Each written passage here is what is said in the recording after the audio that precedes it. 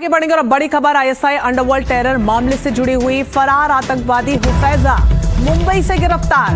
Maharashtra ATS Delhi police का joint operation था ये, जिस पिछले 3 दिनों से छापेमारी इसके तहत चल रही थी और अब दाऊद के करीबी मुन्ना झिंगाड़ा के संपर्क में था हुफैजा, उसको गिरफ्तार कर लिया गया है। दिल्ली पुलिस के स्पेशल सेल ने मुंबई को दहलाने की एक बड़ी और खौफनाक साजिश को नाकाम कर दिया है। पूरी साजिश का मुख्य मास्टरमाइंड कराची से इसे ऑपरेट कर रहा था, जबकि मुंबई में लोकल लेवल पर लोगों को इकट्ठा करने और टेरर फंडिंग की जिम्मेदारी हुफैजा नाम के इसी व्यक्ति को सौंपी गई थी।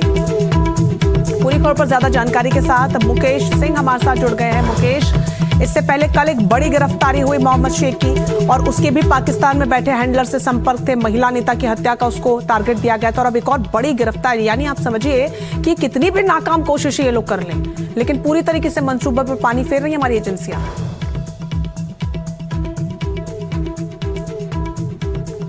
देखिए, बिल्कुल दिल्ली पुलिस की बहुत बड़ी कामयाबी है जो हुआ है, उसकी तलाश में पिछले 3-4 दिनों से दिल्ली पुलिस लगातार मुंबई और आसपास के इलाकों में छापेमारी कर रही थी। लेकिन कल दिल्ली पुलिस को बड़ी सी बात का समस्या तब मिली जब दिल्ली पुलिस ने मुंबई एटीएस के साथ मिलकर हुजैफा को गिरफ्तार कर लिया। पुलिस के मुताबिक हुजैफा मुंबई के कुर्ला इलाके का रहने वाला है और वो सीधे तौर पर जो पाकिस्तानी हैंडलर मुन्ना झिंगाड़ा है, जो खुद दाऊद इब्राहिम का बहुत करीबी है, उसके वो लगातार संपर्क में था। मुंबई से अरबाज और तौकीर को इस पूरे सिंडिकेट में उसी ने भर्ती किया था और उनको काफी ज्यादा पैसे देने की बात भी कही गई थी। तो हुजैफा को लेकर दिल्ली पुलिस दिल्ली पहुंच गई है। अब पुलिस जांच कर रही कि आखिर वो पाकिस्तान में किन किन लोगों के संपर्क में था, किन किन हैंडलरों से लगातार वो बात कर रहा था, क्योंकि हुजैफा वो शख्स है जो कि पाकिस्तानी हैंडलर और जो भारत में लोग पकड़े गए हैं उनके बीच की कड़ी है। तो लगातार उससे पूछताछ की जा रही कि आखिर पाकिस्तान में वो किन किन लोगों से बात कर रहा था और पाकिस्तानी खुफिया एजेंसी आईएसआई के कौन से लोग उसके संपर्क में थे। तो ये पूरी पूछताछ करने के लिए दिल्ली पुलिस हुजैफा को लेकर दिल्ली पहुंच गई है। पुलिस के मुताबिक हुजैफा मुन्ना झिंगाड़ा का बहुत करीबी है और लंबे समय से अंडरवर्ल्ड से जुड़ा हुआ है। जी बिल्कुल, और वाकई में इस कार्रवाई को अब आगे और कैसे एजेंसियां बढ़ाती हैं, क्योंकि एक व्यक्ति पकड़ा गया, हो सकता है इसका पूरा नेटवर्क हो और अब तक पता नहीं कितने लोगों को इसने अपने साथ जोड़ा होगा जो ग्राउंड जीरो पर इस तरीके से काम कर रहे होंगे। आप नजर बनाए रखिएगा। मुकेश, फिलहाल बहुत शुक्रिया आपका तमाम जानकारी के लिए। तो देश की सुरक्षा से जुड़ा एक बेहद चिंताजनक ये विषय है, एक बड़ी साजिश है और इस साजिश का एक बड़ा खुलासा हुआ है एनडीटीवी पर। एनडीटीवी ने इस पूरे जासूसी नेटवर्क की परतें उजागर की हैं, जहां दुश्मन ने हनी ट्रैप और हाईटेक कैमरे को हथियार कैसे बना लिया, देखिए इस रिपोर्ट में।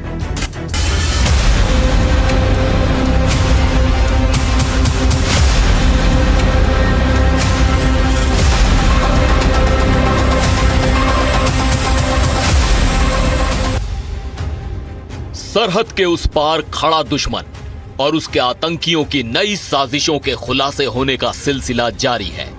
एनडीटीवी की टीम ने ऐसी ही सनसनीखेज वारदात का खुलासा किया है।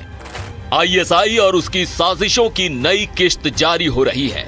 आईएसआई अब खूबसूरत फर्जी चेहरों के साथ, झूठे रिश्तों की कहानी के साथ और दिमाग के भीतर घुसने वाली साजिश के साथ नया खेल रच रही है। पाकिस्तानी खुफिया एजेंसी आईएसआई अब खुलकर नहीं बल्कि छुप कर वार कर रही है और इस लड़ाई में उसका सबसे खतरनाक हथियार बन चुका है हनी ट्रैप। जम्मू का मकवाल गांव, जहां एक आम युवा पाकिस्तान की साजिश का मोहरा बन गया। 23 साल का करण, जिसे नहीं पता था कि एक लड़की से ऑनलाइन दोस्ती का फरेब उसे सीधे जासूसी के जाल में फंसा देगा। करण की जिंदगी में सोशल मीडिया साइट के जरिए एक लड़की की एंट्री होती है, जो करण नाम के लड़के से पहले दोस्ती करती है, फिर बातचीत का सिलसिला शुरू होता है और फिर आता है वीडियो, जिसके जरिए करण का भरोसा जीता जाता है। हनी ट्रैप का मामला एक बार फिर से सामने आया है। ये पाकिस्तान की एक वुमेन आईएसआई एजेंट के चंगुल में फंस गया ऑनलाइन मीडियम द्वारा, और ये उस पर बातचीत करता रहा। पहले स्नैपचैट द्वारा करता रहा बातचीत, उसके बाद व्हाट्सएप द्वारा बातचीत करता रहा और आहिस्ता आहिस्ता पहले उसे जाल में फंसाया। उसके बाद उसे कहा कि आप आर्मी इंस्टॉलेशन की तस्वीरें भेजिए, आर्मी बंकर्स की तस्वीरें भेजिए, पुलों की तस्वीरें भेजिए, फ्लाईओवर्स की तस्वीरें भेजिए, और जो वो खींचता रहा। इनिशियली उसे 2000 की पेमेंट दी, उसके बाद उसे कहा कि और पेमेंट मिलेगी और उसे लालच में फंसाया गया।